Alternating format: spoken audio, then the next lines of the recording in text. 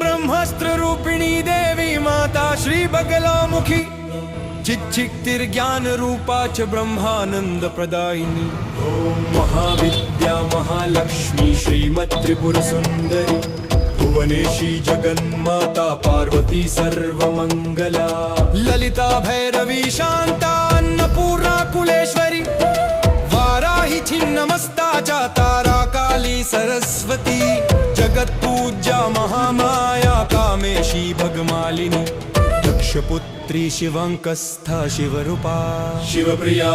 सर्वसंपत्करी देवी सर्वलोकवशंकरी